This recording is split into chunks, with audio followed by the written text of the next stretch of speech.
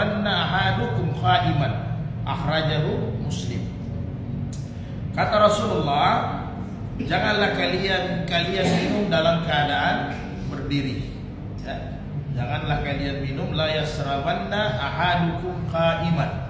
Janganlah kalian minum dalam keadaan berdiri. Jadi ini nanti ada pembahasannya di hadis yang lain. Ali radhiyallahu anhu juga meriwayatkan bahwa ra'aitu, aku melihat Rasulullah SAW ketika itu minum air Zam-Zam dalam keadaan berdiri.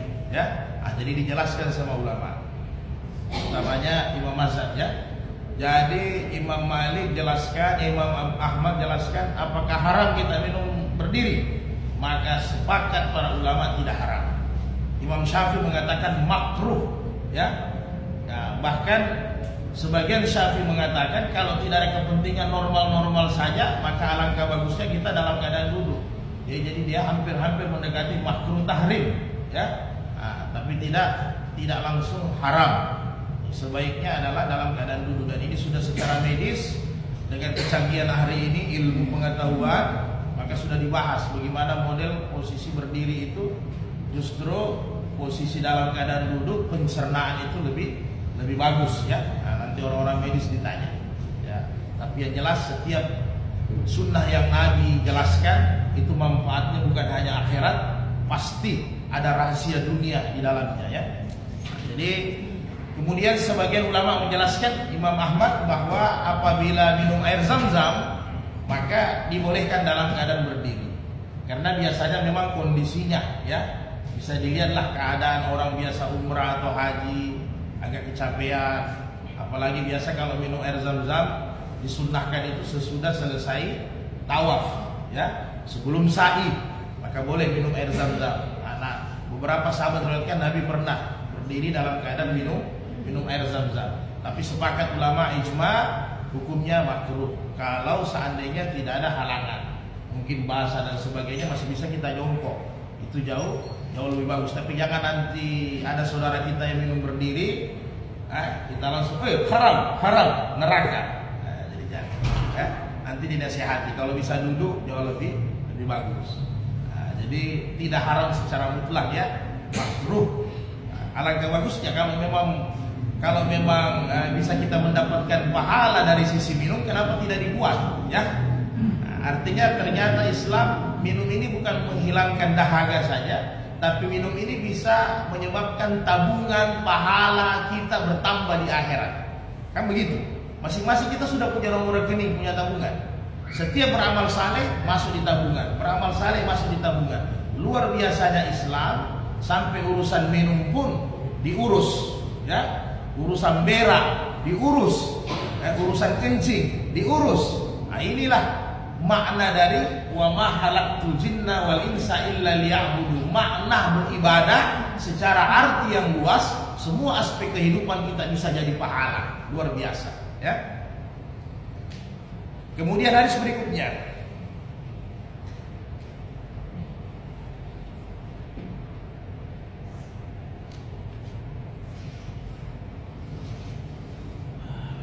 idza akala Ibnu Umar radhiyallahu anhu anna Rasulullah sallallahu alaihi wasallam qala idza akala ahadukum falyakul bi yaminihi. Apabila kalian hendak makan, maka makanlah dengan tangan kanan. Wa idza sariba falyasrab bi yaminihi. Apabila minum, minumlah dengan tangan kanan.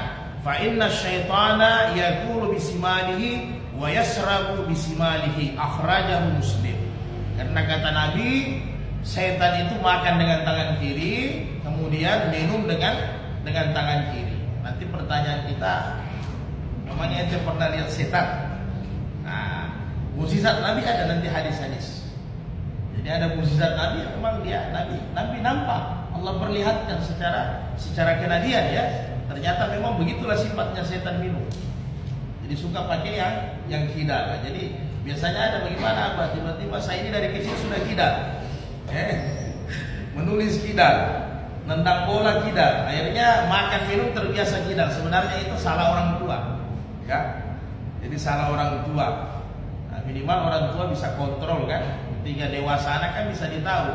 Makanya Nabi kalau lihat anak kecil, ya gulam, kul biyaminihi, makan dengan tangan kanan. Dibiasakan. Karena kalau tidak dibiasakan ternyata urusan makan yang ujung-ujungnya jadi tahi ternyata bisa dapat pahala. Hebat nggak ya? Ini makan ujung-ujungnya jadi tahi, jadi kotoran. Tapi ternyata bisa berpahala kalau kita makan dengan bagus, tata cara yang dicontohkan sama Nabi. Kemudian An Amar bin Suwaib an abihi an jaddihi, dari neneknya, dari bapaknya, dari neneknya radhiyallahu anhu, qala Rasulullah sallallahu alaihi wasallam, kul wasrab wal basu wa tasaddaq fi ghairi saraf wala mahilati.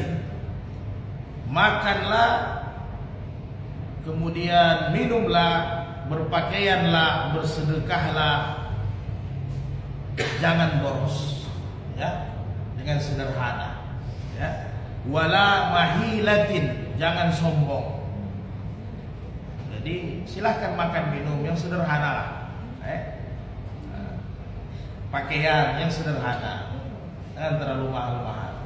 Kalau pakaian sudah harganya sampai Pak Abbas, sudah sampai 20 juta di badan, terlalu israf, ya, terlalu israf, terlalu boros, iya. Jadi yang sederhana. Kemudian jangan makanan menyebabkan kita sombong, pakaian menyebabkan kita sombong. Yang sederhana. Hadis riwayat Bukhari. Kemudian An Amr bin Abi Salamah qala li Rasulullah, Rasul bersabda kepadaku, sammillahi wa kul yaminika wa kul mimma yalika, muttafaqun alaih. Makanlah dengan menyebut nama Allah, bismillah. Kemudian makanlah dengan tangan kanan, kemudian wa kul mimma yalika, kemudian makanlah yang dekat, yang terdekat dari engkau. Ini nasihat Nabi, karena biasanya di zaman Nabi sering makan bareng-bareng, ya. Jadi Nabi itu ada 3 jamaah yang selalu dibuat sama Nabi. Bukan hanya salat berjamaah, bukan hanya safar berjamaah, juga biasanya makan berjamaah, ya. Kalau walimah jamaah tidak ada. Antum tada hak pula nikmat Allah, jadi insyaallah sip. Jadi kebiasaan Nabi, bahkan ini amalan para nabi. Nabi Ibrahim alaihissalam, dia tidak akan makan kalau tidak ada temannya makan, ya. Jadi kebiasaannya Nabi Ibrahim itu cari dulu orang. Nah, ini asik juga kalau hidup Nabi Ibrahim, ya. Bisa dapat yukul gratis terus kita. Nah, jadi dia cari dulu, nanti ada dia punya sahib, baru dia makan. Dia tidak mau makan sendiri, Nabi Ibrahim, ya. Ini sifat-sifat kepemimpinan. Nah, jadi sering panggil orang makan sama-sama. Nabi juga begitu. Jadi maka Nabi nasihati, makanlah yang di dekat engkau. Karena Nabi itu punya tempat makan. Nanti kita sambung lagi di Sama'il Muhammadiyah, dijelaskan di kitab Sama'il. Itu Nabi punya tempat makan itu panjangnya kurang di bawah sampai 7-8 orang sahabat yang angkat, kurang lebih seperti perahu panjangnya, ya. Nah, di situ sahabat makan, ya. Kalau sekarang yang keren-kerennya, kalau orang lagi lagi gathering family, kan, lagi santai-santai, biasanya makan di daunnya panjang, memang nikmat itu, ya. Di situ ada lauk, di situ ada nasi, luar biasa itu, ya. Malah bisa-bisa kalau orang tapi bahayanya kalau acara-acara reuni, jangan. Nanti reuni cinta lama bersemi kembali lagi. Nah, itu dijaga lagi. Nah, biasanya enak itu, enak sekali makan. Nah, Nabi juga begitu, punya namanya itu Al-Garab. Jadi nama tempat namanya Nabi itu ada istilahnya. Jadi kalau disuruh ambil Al-Garab berarti mau yukulin. Nah, di situ orang makan. Sehingga kata Aisyah, kalau Nabi sudah makan, saya sudah tidak bisa menandai Nabi, mana sahabat, karena memang sudah berubah. Makanya Nabi sampaikan kalau makan bersama, makan berjamaah, jangan tangan terlalu panjang. Gitu lah kira. Nah, ambil yang dekat, itulah jatah kau. Nah, kita juga teman makan juga mengerti, ya. Kalau memang lauk sama ente semua, ente sorong di tengah lauknya, gitu kan? Supaya ente punya sahib tidak terlalu panjang tangannya. Nah, itu berkah, itu luar biasa itu, ya. Apalagi kalau pengantin baru mulai dirintis dengan makan sama-sama. Itu lebih awet, ya, rumah tangga. Ada anak, ikut anak makan sama-sama, tambah awet. Keluarga, komunikasi, interaksi antara keluarga itu lebih bagus. Karena sekarang ini kan Orang makan kadang sambil pegang HP kan. Jadi biar keluarga kelihatan makan di atas meja, tapi hanya fisiknya saja, hatinya tidak berkumpul. Ya, satu main HP, satu main HP, satu main HP. Jadi kalau makan begitu kan lebih bisa raga. Nah, dibiasakan. An Aisyah qalat, qala Rasulullah idza akala ahadukum falyazkur ismallah ta'ala. Fa inna nashi'a an yazkur ismallah ta'ala fi awwalihi falyakul bismillah awwalahu wa akhirahu, rawahu Abu Dawud Tirmizi. Jadi kata Nabi dari Aisyah, makanlah kalian dengan menyebut nama Allah, minimal bismillah. Ya. Jadi ternyata urusan makan yang mau jadi tai pun bisa dapat pahala kalau dimulai dengan bismillah. Ini kata-kata bismillah tidak terlalu sulit sih. Ya, hanya biasa kita galojo, nafsu makan apalagi buka puasa. Jangan bilang zahabat zamaa wa mustalat al-buruk, ya. Jangan bilang wa sahabat al-ajru insyaallah atau Allahumma Allah maka suntum wa bika aman. Jangan bilang itu. Kadang bismillah saja sulit kalau tapi Nabi bilang apabila kamu lupa sementara makan, maka bacalah bismillahi awwalahu wa akhirahu. Mudah dihafal ya. Bismillahi awwalahu wa akhirahu. Dengan nama Allah yang awal dan yang akhir. Nah, ini ada kisah lucunya ini, ya. Ada kisah lucunya. Jadi kata Rasul, ada kisah begini. Karena Rasulullah jalisan, Nabi sementara duduk. Wa rajulun yaqulu falam yasamillah hatta lam yabqa min ta'amihi illa luqmatuhu. Jadi ada satu sahabat yang makan, Nabi sementara duduk pantau. Ya kan sahabat makan sama-sama, Nabi ada duduk. Lihat ini sahabat. Jadi yang ternyata ada satu sahabat tinggal satu kurma. Yang di nampang itu habis, tinggal satu korma mau dimakan, ternyata dia lupa baca bismillah waktu awal. Lucu juga ini sahabat ya, bagus. Ini dikasih contoh kita. Illa luqmatun, ada tinggal satu suap. Falamma rafa'aha ila fihi, ketika dia ambil ini suapan yang terakhir, ini sahabat maka dia baca doa, dia ucapkan bismillah awwalahu wa akhirahu. Kan gitu.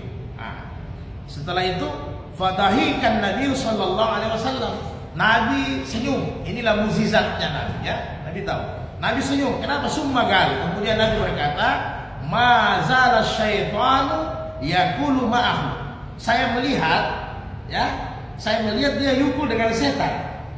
Ini tidak bisa diambil ya, ini kelebihan Nabi ya. Bukan muka syafa ini, mukjizat ya. Nah, jadi saya melihat dia yukul dengan setan.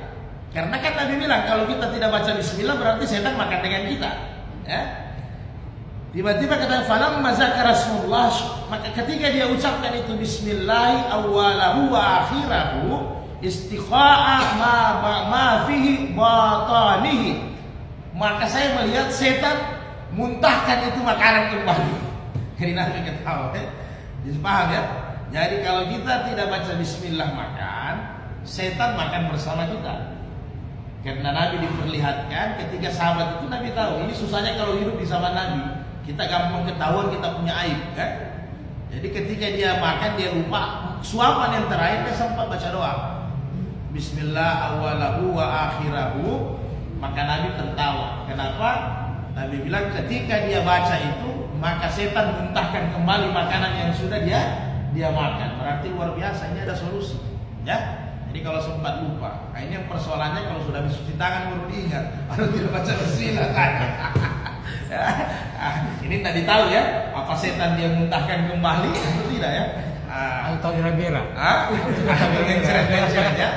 Kira-kira begitu. Jadi luar biasa ya Rasulullah. Hidup zaman Nabi itu ada bagusnya, ada juga tidak bagusnya. Ya. Hidup di zaman Nabi. Jadi jangankan Rasulullah, sekali berimam Abu Hanifah saja ya.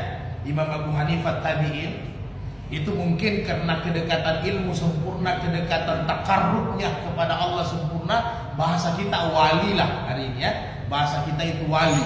Makanya Imam Abu Hanifah kalau keluar biasanya tutup muka ya, sebelum karena dia kasafnya muncul ya. Apa kalau karamah ya, karamahnya muncul Jadi ketika dia terganggu kalau keluar atau kedatangan tamu, kenapa?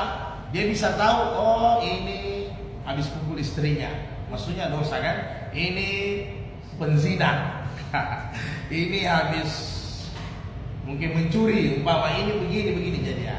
Jadi sehingga begitu, apalagi kalau dia melihat murid-muridnya sementara berwudu. Imam Abu Hanifah kan, dari tetesan air wudu itu Imam Abu Hanifah nampak dosa orang.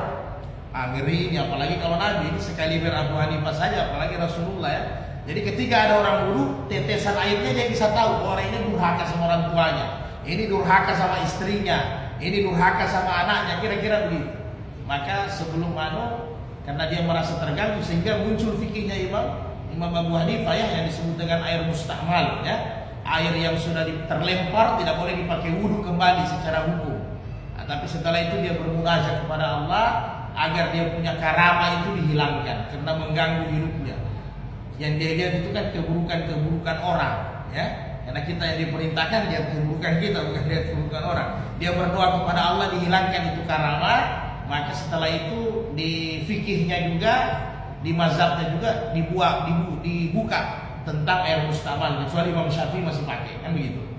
Dibuka, bahkan di mazhab Imam Abu Hanifah air mustamal itu tidak ada. Mungkin sudah kita bahas ya 2 tahun lalu ya di bab wudu.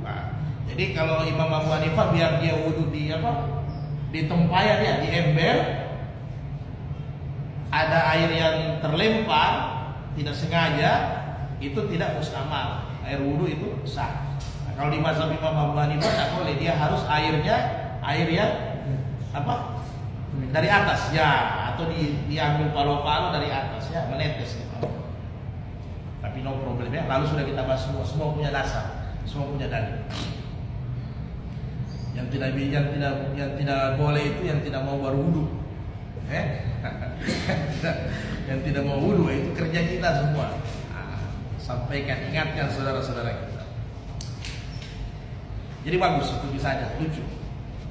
Kemudian An Jabir radhiyallahu anhu sami'tu Rasulullah yaqul idza dakhala ar-rajulu baitahu fadzakara Allah ta'ala 'inda dukhuli wa 'inda ta'amihi qala syaitan li ashabihi, berkata setan dengan teman-temannya, la ma'syi'ata lakum wa la 'asya'a, alhamdulillah kita dapat tempat tidur, dapat makan malam. Wa idza dakhala, apabila falam yazkurullah idza dakhala falam fadzakara Allah ta'ala, apabila seorang masuk rumah dia berzikir, baca doa, memberi salam, kemudian dia makan baca bismillah, maka setan berkata la ashab, wahai teman-temanku, kita tidak dapat tempat tidur, tidak dapat tempat makan.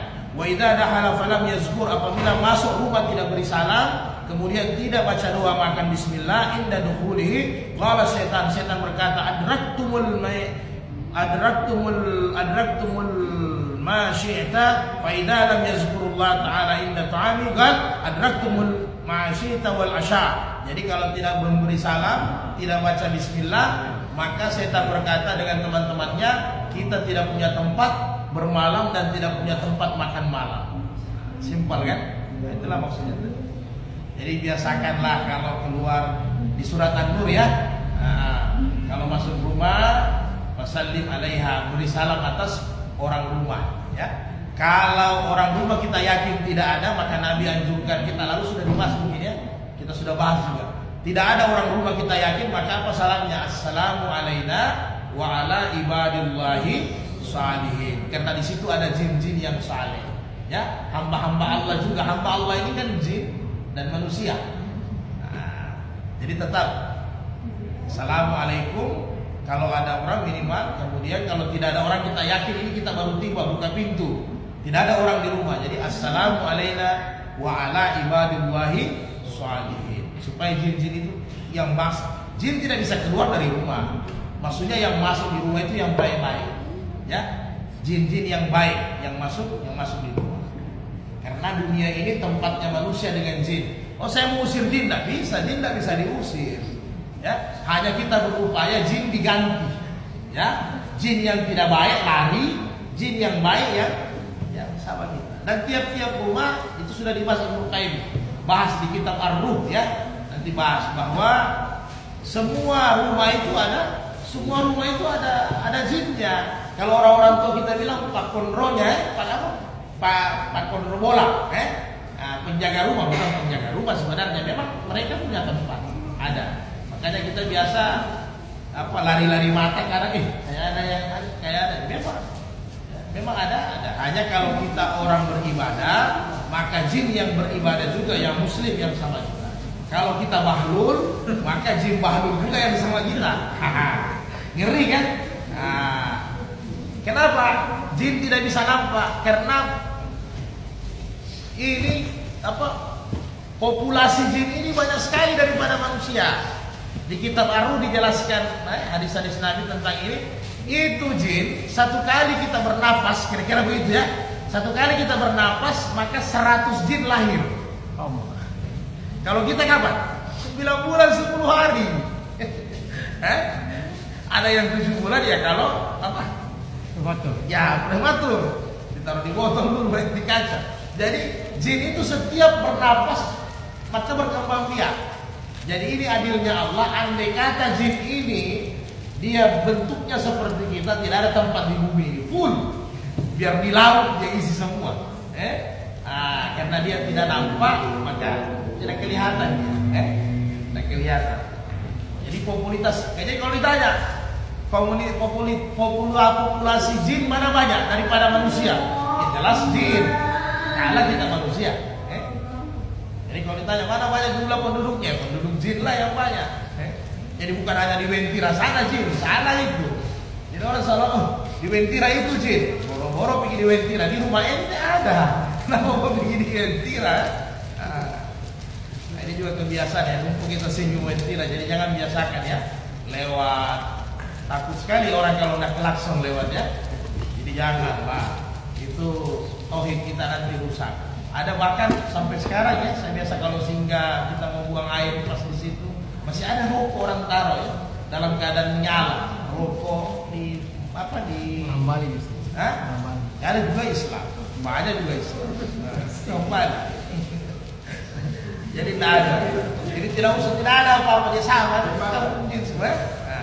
Jadi dulu kami pernah naik sampai di atas berempat. Kalau sendiri mah agak lumayan ya. Bulu-bulu naik ternyata ada kuburan di atas. Hanya yang ditakuti kalau periodik tiba-tiba banjir ya batu-batu. Ternyata di atas itu ada kuburan ya. Itu yang dianggap keramat. Kayaknya ada oknum ya. Jadi kasih keramat itu barang setan ini kalau dipuja-puja dia tambah jadi. Ya, tambah jadi.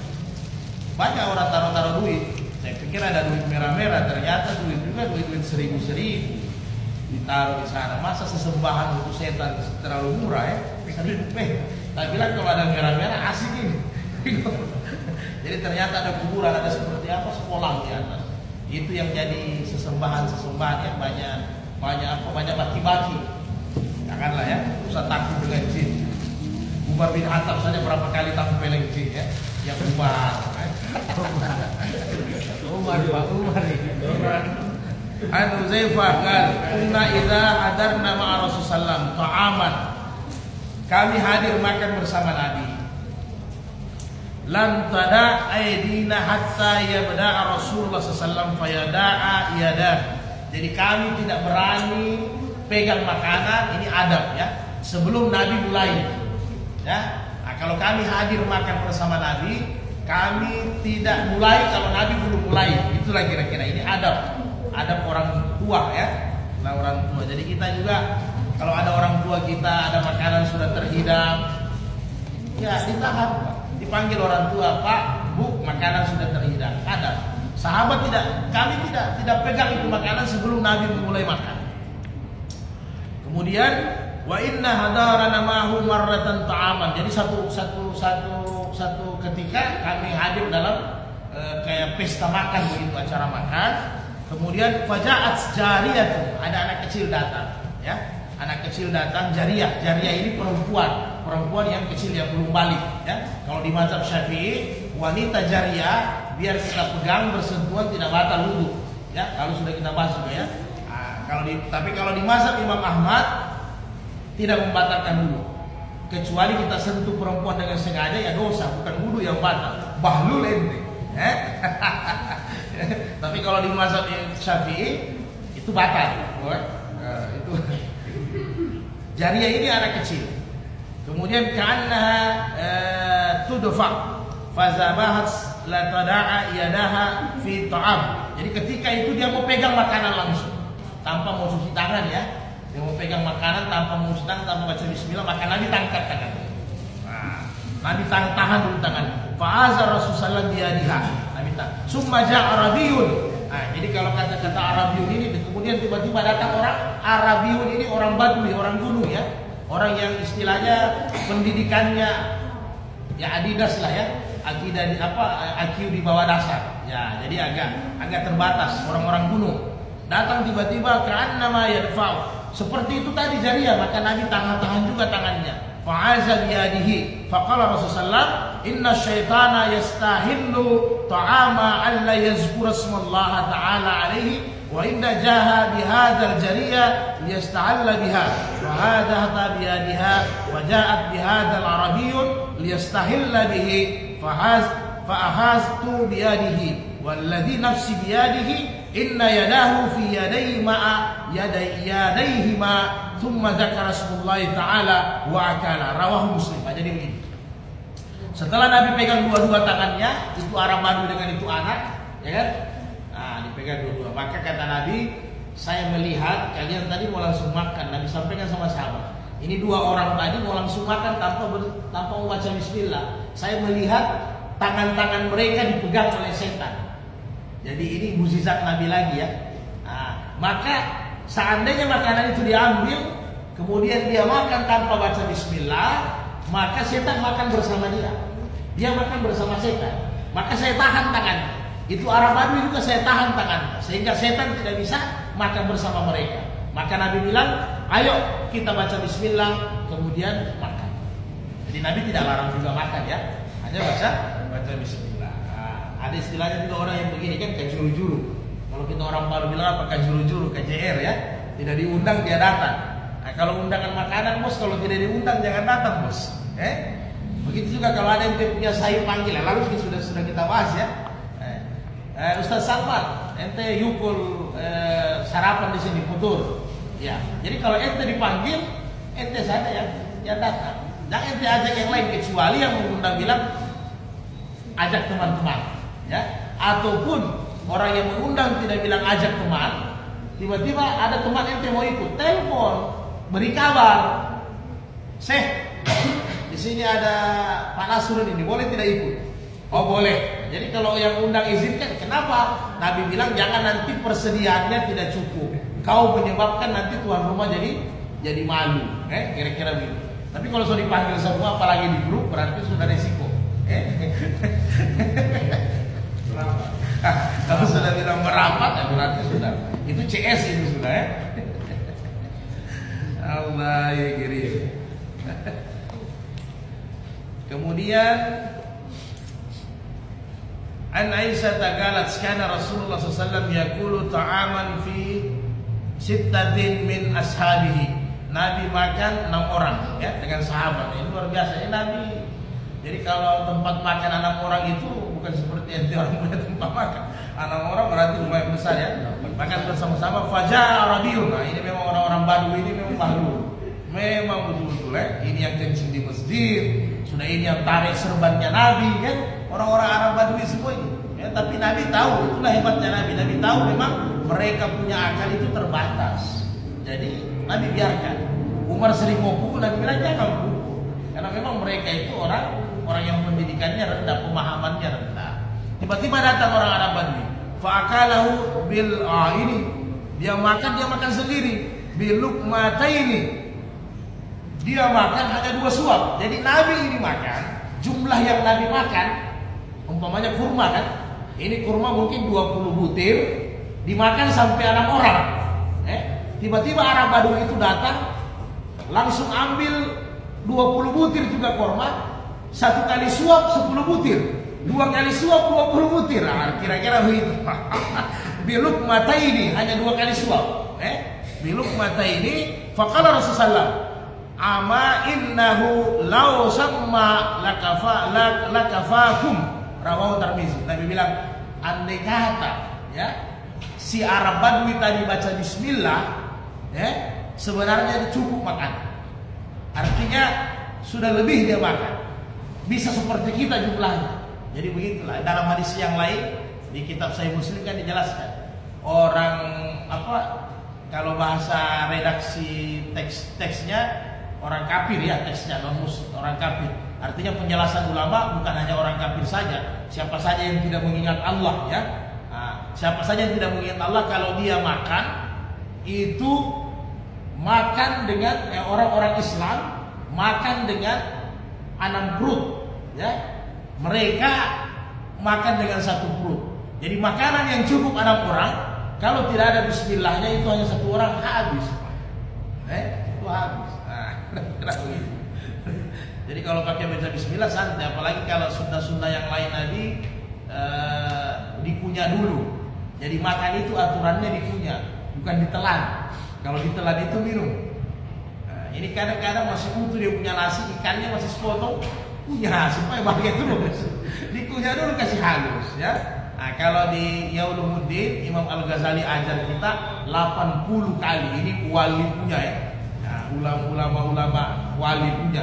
Jadi dia dihitung 80 Pak.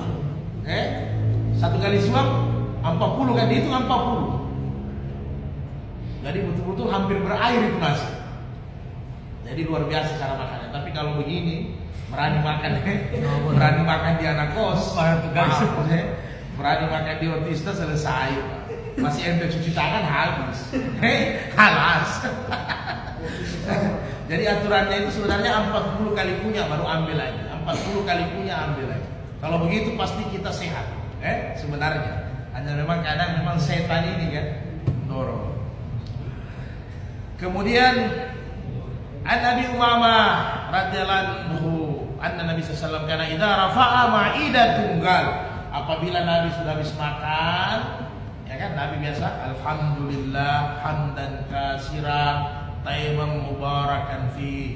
Jadi boleh juga alhamdulillah ya minimal, atau dalam riwayat Tirmizi yang lain alhamdulillahilladzi at'amana wa saqana wa ja'alna minal muslimin. Segala puji bagi Allah at'amana yang telah memberikan kami makan, wasakana minuman. Semoga makanan minuman ini menyebabkan kita bisa ibadah sehingga kita terhindar dari api neraka. Atau dalam hadis yang lain penutup Mu'az bin Anas kalau Rasulullah man akala ta'aman, siapa yang sudah selesai makan faqal alhamdulillahilladzi at'amani hada wa razaqnihi min ghairi haulin minni wala quwwatin. Nah, ini bagus padilanya. Ghufira lahu ma taqaddama min dzambi. Wah, ini bagus ini. Mantap. Rawahu Abu Dawud. Ini seperti fadilah puasa Ramadan ini. Jadi barang siapa yang sesudah makan dia baca doa alhamdulillahilladzi at'amani haza. Wah, jadi segala puji bagi Allah yang telah memberikan makanan ini. Wa razaqnihi, rezeki sebagai rezeki kan, min ghairi haulin minni wala quwwatin, tanpa susah dan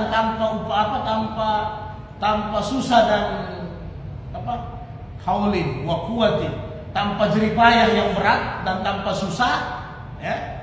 Wala quwwatin guf, maka kita baca artinya kita bukan makanan yang mengenyangkan. Makanan ini walaupun hasil keringat kita, tetapi kekuatan Allah lah yang menyebabkan makanan ini bisa datang. Kan kalau kita cari rezeki keluar rumah, bismillah tawakkaltu la haula ini wala quwwata. Jadi bukan tidak ada daya dan kekuatan kecuali Allah. Begini juga makan. Karena kita kerja keluar rumah kan dapat flus, dapat makanan. Maka ini bukan kekuatan kita. Jadi jangan seperti jadi Haman, seperti jadi Fir'aun ya. Saya punya kecerdasan, saya punya otot, saya punya kepintaran. Ternyata semua dari Allah. Maka kalau kita baca doa ini bagus ini. Jarang kita dengar ini. Ghufira lahu ma taqaddama min dzambi wa ma ta'akhkhara. Jadi dia diampuni dosa-dosanya yang lalu dan yang akan datang. Subhanallah. Tapi jamarkan ini kalau yang punya warung makan Pak, mungkin stiker lah supaya ada ibadah. Nah, yang punya warung makan, memang perlu itu. Jadi orang kita ajak juga beribadah. Tulis doanya. Minimal bismillah kasih besar 1 meter. Makanlah, bacalah bismillah. Ya kan? Selesai makan alhamdulillah. Bagus. Jadi ada nilai dakwah lah ya. Ada nilai dakwah. Kalau memang non muslim nanti lihat ada makan di warung, ya tinggal ente dia tanya ya ente dakwahi saja. Kalau ente mau dakwah bismillah alhamdulillah bersahadat. Tinggal tambah ada lagi dua makan. Suruh syahadat dia. Jadi bagus ya, supaya kita punya usaha-usaha dunia lah ya. Jangan ya seperti ini juga yang lalu kita sudah bahas ya, kita punya kendaraan. Supaya ada nilai-nilai akhirat lah ya. Kan harus begitu. Nah, ada kita punya kendaraan, motor atau mobil boleh ditaruh. Utamanya kalau motor ya, taruh di dekat kilometer itu taruh doa di situ ya. Bismillahirrahmanirrahim. Jadi kadang kita lupa, kadang itu menjadi perantara ya, wasilah untuk kita bisa ingat. Ya bagus. Yang penting jangan ditempel dalam WC kan. Nah, di motor boleh. Jadi ketika naik motor, subhanalladzi sahara lana, atau minimal pamungkas saja lah, sama dengan Rabbana atina, pamungkas bismillah alhamdulillah. Itu intinya. Sebelum tidur bismillah, bangun tidur alhamdulillah, masuk WC bismillah, keluar WC alhamdulillah, sebelum makan bismillah, sesudah makan alhamdulillah. Jadi apalagi yang 50 tahun ke atas sekarang sakit kepala pikir doa kan. Jadi jangan dipaksakan. Pakai pamungkasnya bismillah alhamdulillah. Naik kendaraan bismillah. Selesai sampai alhamdulillah. Gitu saja Pak. Itu sudah mantap itu. Kalau mampu diingat bismillah alhamdulillah, anak sudah tidak bisa tahu ya. Nah, jadi ada di Hayatus Sahabat, Syekh Yusuf punya tulisannya, itu ada di zaman Nabi. Saya pernah dapat di Hayatus Sahabat, kalau tidak salah hanya gara-gara bismillah itulah sehingga ada Yahudi dengar ya. Ada orang Yahudi dengar, maka dia mengatakan apa itu yang dibaca ya kan? Disampaikan sama sahabat, itu ajaran Nabi kami, sebelum makan baca bismillah ya, itu ajaran Nabi kami. Maka gara-gara ini dijelaskan sama sahabat, ini berkah dan sebagainya, ini Yahudi masuk Islam hanya gara-gara bismillah ya. Nah itu luar biasa. Yang lalu kita sudah bahas ya, undangan-undangan itu pakai pakai Indonesia saja, tidak usah terlalu banyak ayat-ayat di undangan-undangan ya, nanti dibuat sembarang. Jadi kalau dilihat dihukum, tapi bukan bahasa Arabnya, Allahnya maksudnya ya. Nah, jangan sembarangan. Ada dulu wali Allah namanya Bir ini pemabuk. Kerjanya mabuk zina ya. Mabuk zina. Satu ketika dia pulang dalam keadaan mabuk, habis zina dia pulang. Tiba-tiba dia lihat di jalan ada tulisan la ilaha illallah bercecer, kertas ya, terbang. Maka si Albert ini ambil. Dia ambil itu kertas yang ada tulisan la ilaha illallah, dia ambil, diamankan, dia taruh di tempat yang tinggi. Jadi pulang tidur dia bermimpi, setelah itu hijrah, sadar, tobat. Jadi saya muliakan engkau dalam anunya itu, karena engkau telah muliakan saya. Ya namanya orang proses hidayah spiritual ya. Nah, jadi asbab itu, jadi kalimat-kalimat itu dijaga. Makanya kalau ada Quran tua di apa lalu kita sudah jelaskan ya, Quran tua ditanam ya. Nah, ditanam. Jangan dibakar. Galekan lubang tanam. Di situ banyak nama-nama. Jadi ditanam. Ada masalah? Silakan.